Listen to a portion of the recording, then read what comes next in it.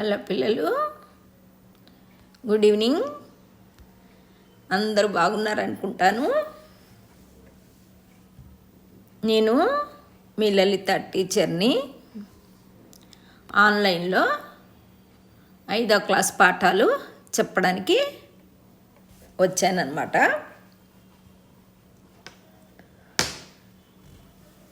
కొన్ని ముఖ్యమైన పనులు ఉండడం వల్ల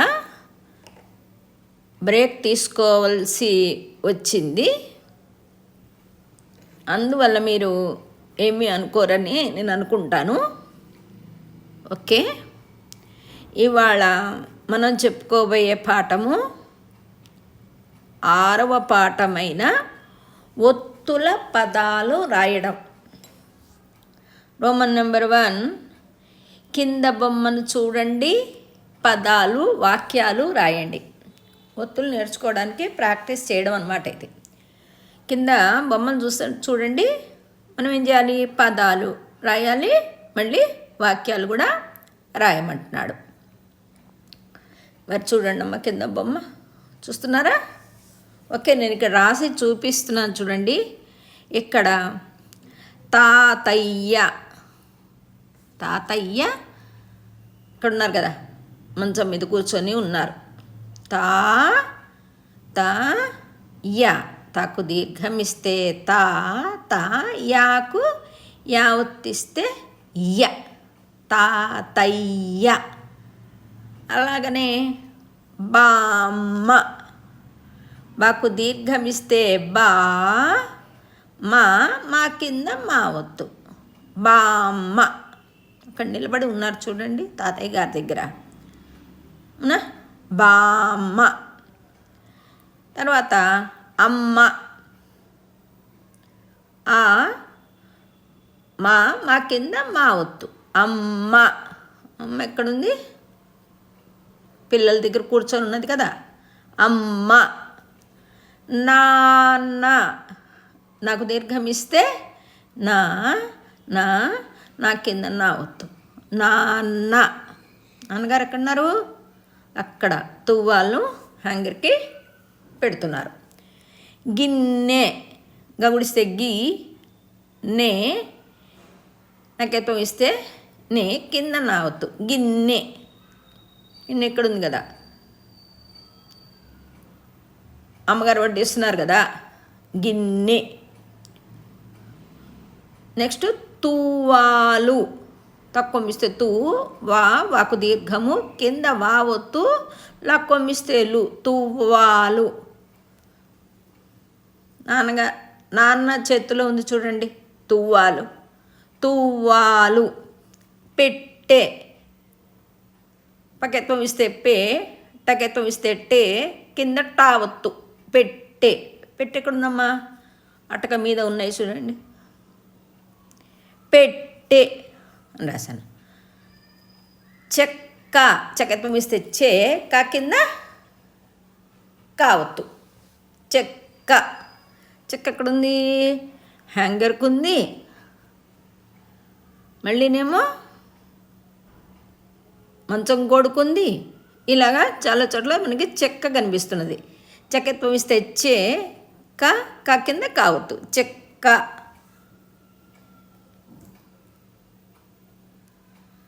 చేతి కర్ర, చకేత్వం ఇస్తే చే, చకేత్వం దగ్గరిస్తే చేతి, తాగుడిస్తే తీ, కా, రా కింద క్రావడి, చేతి కర్ర. తాతగారి పక్కన ఉంది చూడండి, చేతి కర్ర.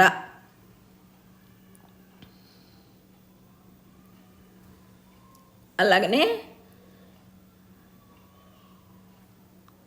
చొక్కా, చొక్కత్వం ఇస్తే చో, కాకు దీర్ఘం ఇస్తే కా ఒత్తిస్తే చొక్కా. అలాగే చొక్కా బాగా వేసుకున్నాడు కదా. కళ్ళద్దాలు, లా కింద లా ఒత్తు, దాకు దీర్ఘము, కింద దా ఒత్తు, లాక్కొమ్మిస్తే లు, కళ్ళద్దాలు. ఓకే, మళ్ళీ చదువుతాను ఇంకోసారి చూడండి. తాతయ్య, బామ్మ, అమ్మ, నాన్న, అన్నం, గిన్నె, తువ్వాలు, పెట్టె, చొక్కా, చెక్క, చేతి కర్ర, కళ్ళద్దాలు. కళ్ళద్దాలు తాతగారు పెట్టుకున్నారు చూడండి, కళ్ళద్దాలు. అండ్ నెక్స్ట్ వాక్యాలు రాయాలి. ఏం రాయాలి? వాక్యం అంటే కర్త, కర్మ, క్రియ ఉన్నవి వాక్యాలు అంటారు. అది నేను మీకు తర్వాత వివరిస్తాను.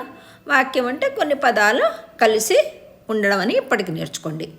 అమ్మ పిల్లలకు అన్నం వడ్డిస్తున్నది. అమ్మ ఏం చేస్తున్నది? అమ్మ పిల్లలకు అన్నం వడ్డిస్తున్నది. వడ్డించడం అంటే పెట్టడము. తాతయ్య బామ్మకు వార్తలు చదివి వివరిస్తున్నాడు. తాతయ్య ఏం చేస్తున్నాడు? బామ్మకి వార్తలు చదివి చెప్తున్నాడు అనమాట. ఓకే, ఇప్పుడు మీకు ఇది అర్థమైందని నేను అనుకుంటాను. ఇలాగనే మీరు ప్రాక్టీస్ చెయ్యాలి. అండ్ నెక్స్ట్ రోమన్ నెంబర్ 2, బొమ్మను చూసి వాక్యాలు రాయండి. కింద ఒక బొమ్మ ఉంది కదా, ఆ బొమ్మను చూసి ఇసరి పదాలు కాదు వాక్యాలు రాయాలి. నేను రాశాను చూడండమ్మా. ఫస్ట్ వాక్యము నేను రాశాను, అమ్మాయి అబ్బాయి వృద్ధులకు వృద్ధులు అంటే ముసలివాళ్ళు. అమ్మాయి అబ్బాయి వృద్ధులకు తమ బాక్సులోని అన్నం పెట్టి నీళ్లు ఇస్తున్నారు. అంతే కదా. అక్కడ ఇద్దరు ముసలి వాళ్ళు అంటే వృద్ధులు ఉన్నారు. అమ్మాయి చేతిలో బాక్స్ ఉంది, అబ్బాయి చేతిలో వాటర్ బాటిల్ ఉంది. వాళ్ళు ఏం చేస్తున్నారు? అమ్మాయి అబ్బాయి వృద్ధులకు తమ బాక్సులోని అన్నం పెట్టి నీళ్లు ఇస్తున్నారు. ఓకే, అదొక వాక్యం. 2, ఒక మనిషి ప్యాంట్ చొక్కా ధరించి నడుస్తున్నాడు. ఒక మనిషి ప్యాంట్ చొక్కా ధరించి నడుస్తున్నాడు. ఇక్కడ ఒక అబ్బాయి నడుస్తున్నాడు చూడండి, రైట్ సైడ్. ఒక వ్యక్తి అంటే ఒక మనిషినే పంచ, కుర్తా, తువ్వాలు వేసుకొని నడుస్తున్నాడు. దారిలో నడుస్తున్నారు అన్నమాట.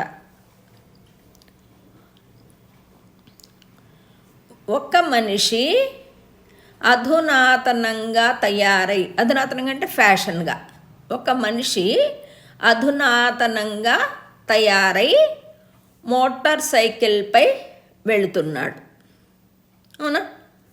ఇలా వాక్యాలు మీరు రాయాలన్నమాట బొమ్మ చూసి. మళ్ళీ ఇంకొకసారి చెప్తాను చూడండి ఈ బొమ్మ గురించి. ఫస్ట్ వాక్యం ఏంది? అమ్మాయి అబ్బాయి వృద్ధులకు తమ బాక్సులోని అన్నం పెట్టి నీళ్లు ఇస్తున్నారు.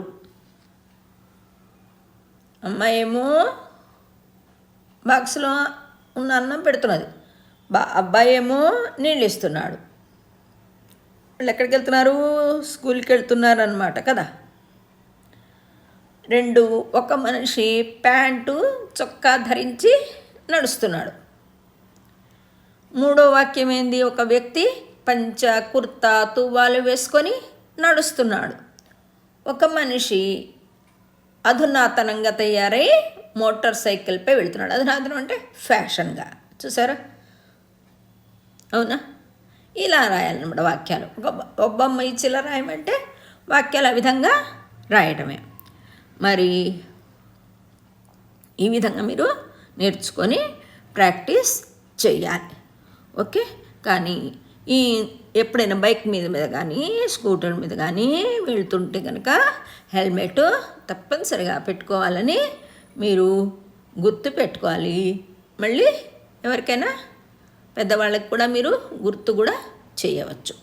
ఓకే, తర్వాత రోమన్ నెంబర్ 3,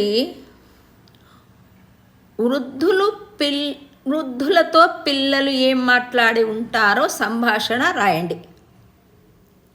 అక్కడ ముసలి వాళ్ళు ఉన్నారు, పిల్లలు ఉన్నారు, బొమ్మ ఉంది. వాళ్ళు ఏం మాట్లాడి ఉంటారు మీరు ఇమాజిన్ చేసుకోవాలన్నమాట. అది నేను రాశాను, మీరు చూడండి.